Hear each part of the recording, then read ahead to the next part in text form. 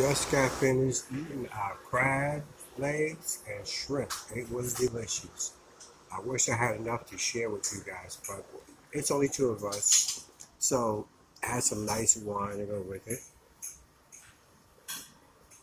Yep, it was nice wine to go with it. Oh, they turned the lights on. It's getting dark, so they put the lights on. It's nice.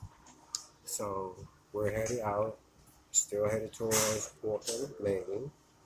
We shall be there at 8 in the morning.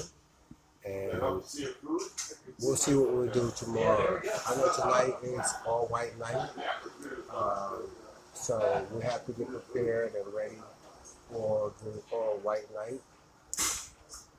And go have dinner at 8 o'clock. They're serving dinner up here in the buffet, but we're going to wait for dinner at the restaurant. So we'll eat later on at 8 o'clock. But I'm going to put my thumbnail up showing you guys the tray with the lobster, crab legs, I should say, excuse me, crab leg and shrimp. So until tomorrow, you guys have a blessed night. Catch you guys tomorrow.